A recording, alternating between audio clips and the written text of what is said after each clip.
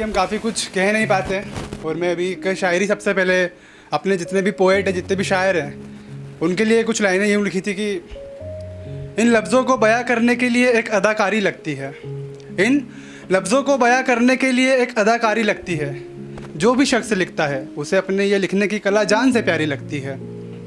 एक मामूली सा शख्स कभी शायर नहीं बनता, एक मामूली सा शख्स कभी शायर नहीं बनता, शायर वही बनता है जिसे इश्क मोहब्बत की बीमारी लगती है। तो इसको आगे बढ़ाते हैं। और कई बार जब एक बार स्टार्टिंग में जब लव वगैरह का फेस चलता है तो लड़का हमेशा ऐसा रहता है कि नहीं मेरे को तो मिलना है उससे, हमेशा उतावला, और लड़की थोड़ा बाद में मिलते हैं, कभी और मिलते हैं, फिर एक वादा उससे करवाता है वो कि तू प्रॉमिस कर कि कभी क्या मिलना है। तो उस पर ये लिखा था कि कर तो रही हो वादा मिलने का, बोलो मिलने मुझसे आओगी क्या, कि कर तो रही हो वादा मुझसे मिलने का, बोलो मिलने मुझसे आओगी क्या, मुझे पता है मुझसे ज़्यादा ज़रूरी तुम्हें महफ़िलें तुम्हारे यारों की हैं, बोलो छोड़ के वो महफ़िलों को मेरे पास आओगी क्या।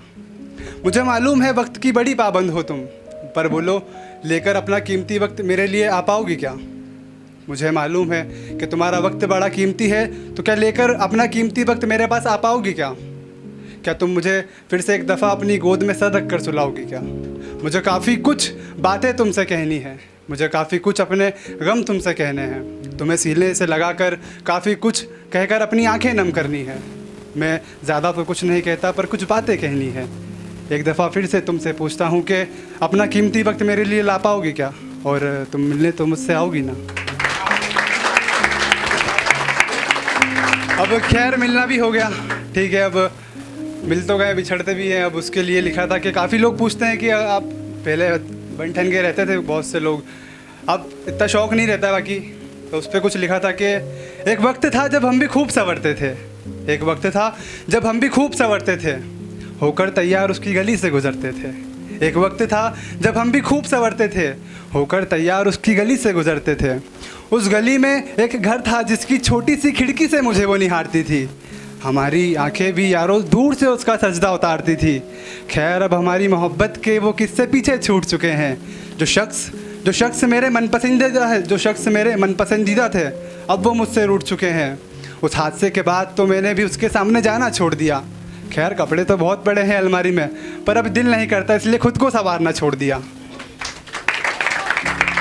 और ये कुछ भी जो इतना कुछ लिख रहा हूँ उसके लिए लिखा है, भले कुछ सुने ना सुने, लेकिन ये चीज़ वो सुन ले तो वो काफ़ी अच्छा रहेगा अगर उस तक पहुँच जाए तो।